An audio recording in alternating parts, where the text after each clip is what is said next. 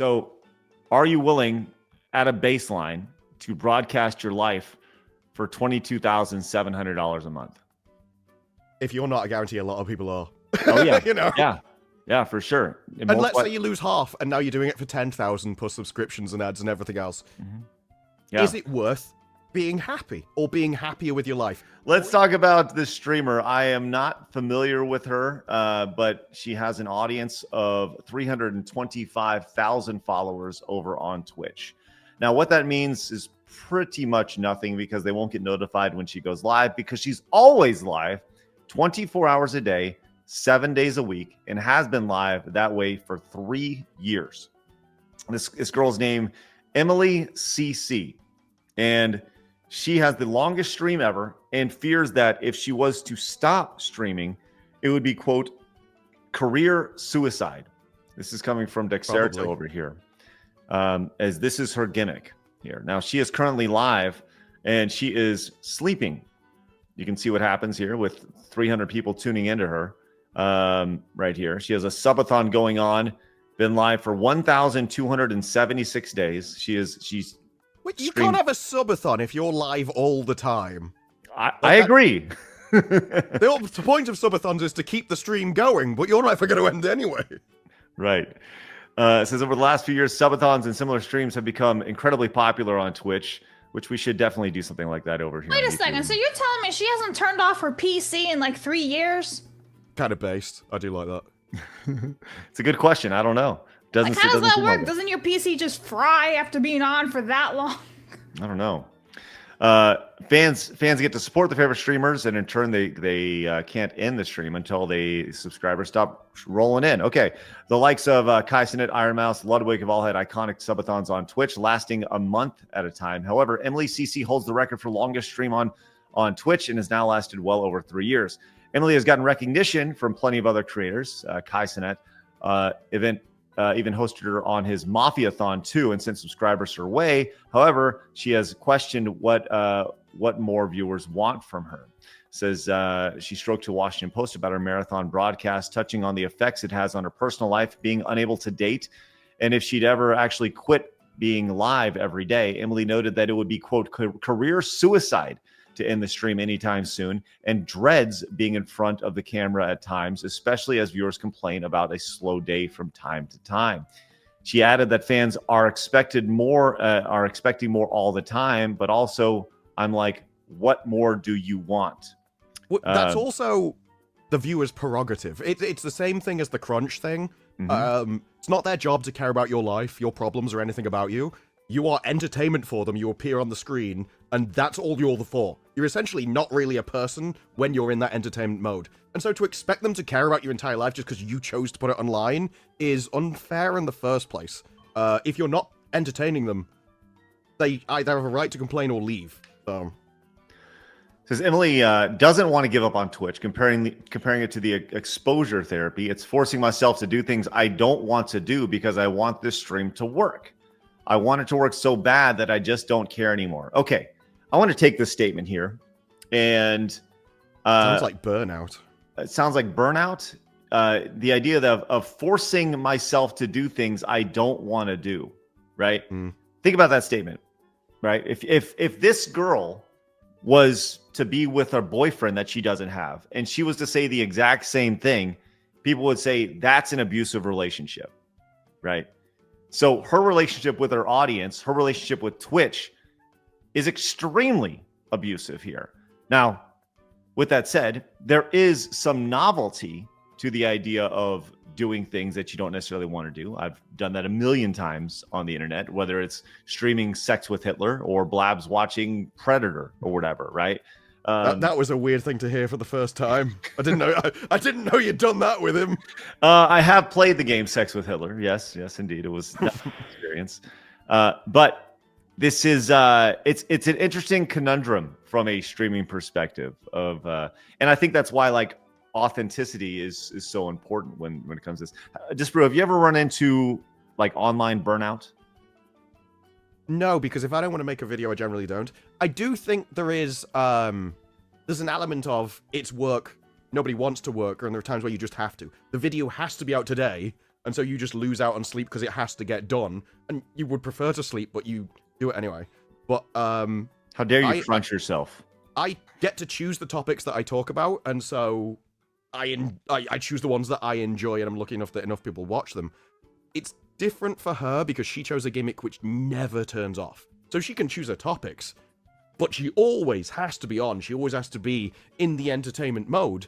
And I can understand why people would complain that's boring, because, quite frankly, no one's personality is enough to entertain you 24 hours a day for 3 years. Just doesn't exist. Everyone needs to turn off. Well, she is not alone, as the person behind her is at 862 days. This guy named Sweaty Pedals. He is live as well. Oh, that'll definitely play into it then, because if she stops, he takes her niche. Right. But he's streaming to, with all due respect, 38 people, right? And nobody in his chat over here. So, like... Oh, it also looks like he's just replaying old clips, though, as well. So he might be out and doing something, which is cheating. Adds a little bit of balance to it, I suppose. But yeah, like, I knew a guy who worked... so long before I started on the internet, I worked in radio for a very short amount of time. I worked as Blabs. I worked as a producer for a show. And the host of the show was so terrified to take a day off that in doing so, he was so insecure with himself that he felt that if he took a day off, the person who was filling in for him would come in and take his time slot. And I always felt really bad for him, because that's really what it came down to, is he wasn't confident enough in his product to think that his audience would come back to him. And when I saw this story, that's what I thought about this Twitch streamer, Emily, and this dude, who's streaming over 800 days, is that if your product, and this piggybacks on what you're saying, Disparu, if your product is that good, people will come back to it, right? People will enjoy it. And taking a day off, taking a week off, whatever it may be, oftentimes is great for the audience. Like, we're going to have a summer break soon, right? We're going to take a week off, or, and we'll do another one in the fall. We did that last year. And you know what? It was great. We were confident enough to know that you guys would miss us, we would miss you, and we would come back refreshed, because ultimately that's what a vacation is for, right? We're not like, we can't really just like not stream, like Disparu, you were saying, well, if I don't want to make a video about it, I don't really make a video about it, right? But with our show in particular, like, there's always something to talk about, right? And our show has shifted to where, we spend 27 minutes talking about cucumbers on tacos. You know what I mean? It's not just like hardcore video games all the time, right? So that adds a little bit of diversity to the show, which I find those are the best streams where you have topics, and you might get to them, but it doesn't really matter if you do. And it's like, if the conversation is just more interesting, you just let it run. The worst streams that I felt like I've been on are the ones where they go, so, blah, blah, blah, blah, blah, blah, blah, Steve, and they'll just give somebody a question, and they lead him down a path, and then they'll give the next guy a different question. It's like, well, he might have a better answer to the first one. And so if you let things be freeform, I think it leads to a better show. Yeah, I agree. And that's why, talk about this, like, I don't care about Harry Potter. Blabs does, which is why I let her talk about it, because she's so passionate about it, like, I want people to pick up on that. Yeah. Right, exactly. And we've talked about that on the show as well. But I don't know how you can be passionate, like, with all due respect to this girl and this guy, I don't know how you can be passionate about being live for 300 plus days in a row. At a certain point, like, it has to be a pain in the ass. Like, she wants this to work so bad. Those are her words. But at what cost? Because you are delaying dating, you're delaying your life. You have the opportunity of being doxxed at any time because they know your location. If you're walking around or whatever, like, you're a hermit. I don't think with her it's about making it work, because I saw, I think it was Dexert or whatever tweeted it out, and they had a screenshot, and she had like over 10,000 subscribers. So she was doing exceptionally well. I don't know when that was from, but she's doing exceptionally well. I think her issue is she wants to keep growing or keep it at that same level. And the thing is, if you want to change, yes, people will drop off. But that's okay. You can drop, you can do something else, and you'll slowly rebuild over time. And I see this happen with a lot of Overwatch 2 streamers, right? They tried to do other games because they were so bored of that game, but then people stopped watching because they want to watch Overwatch 2. So they went back and played Overwatch 2. Like, yes, you saw the drop, and maybe it'd fail. Or maybe you'd get into a different game. Maybe you'd find a different niche and slowly build up again to where you were before. And it's not so much like the career failing. It might just be temporarily failing. It's just going to be that temporary risk. Or maybe, yeah, you don't get 10,000 subscribers and now maybe you get 5. But you know, you will lose money, but you'll be happier. Is it worth it? And it's that cost benefit.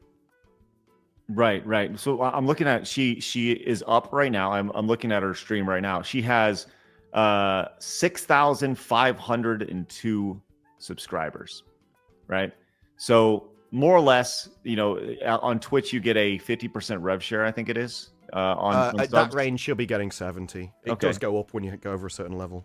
Okay. So, you know, just some basic math on that. Like the question to ask yourself is, are you willing to, you know, let's say it's a $4.99. Let's see, let's do some quick math here. $4.99 times 70%, times 6,500. Let's do some quick math.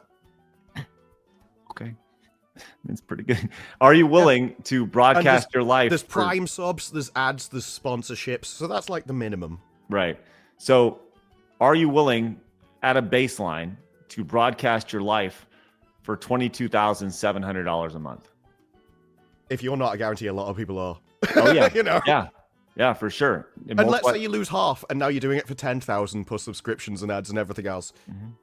Yeah. Is it worth being happy or being happier with your life? Or even simply, yeah, okay, so you lose some money, but you're also not live all the time, so you're actually not working. And it is fair that your income drops when you're not working. So, this is why I think people like Asmongold just have it better. Yes, he streams, but he's also on YouTube making videos. So if for some reason he doesn't stream, his YouTube stuff can keep going, and it's not like he's offline.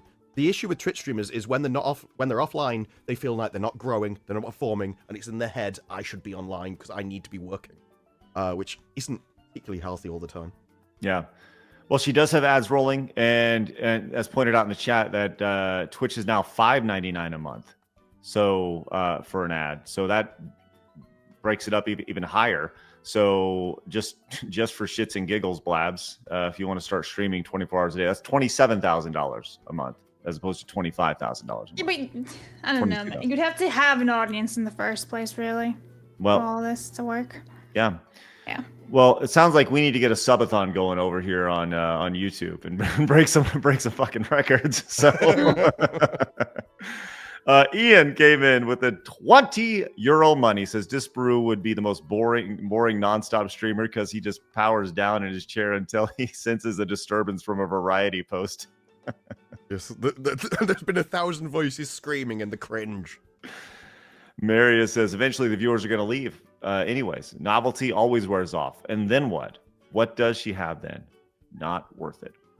This is why the most successful streamers are the ones that transitioned out of like you had Seagull XQC came from Overwatch 2. They transitioned out of it and they got a far larger audience doing different things because people like them for them. And you're kind of thinking that the gimmick is more powerful than you are. And as a streamer, essentially, your personality is the main draw. If you can't trust your personality, it's going to dive bomb at some point. Yep. It's, you know, I have former friends who have done their best to make a living on streaming. And, you know, they are clinging to the idea of streaming, and their audience has dwindled. I would always recommend people make videos first and treat streaming as the side thing. Starting just streaming without videos is almost impossible to get discovered. You're so far down the page. Yeah, you are correct. Yeah, I actually have never done a live stream on my YouTube channel at all, and I hit 7K. It's just been videos and shorts, so. Yeah, because videos are algorithmic, because and you're not competing with everyone else that's live, and they're there all the time, and YouTube will try and find you viewers. By far the best method. This is what she looks like after streaming for 1,000 days straight. There you go. That's a straight, just as she wakes up. She's got her back to a camera so they can't see the disdain on her face. She's like, oh, gotta do this again. Gotta get back to streaming. Ugh.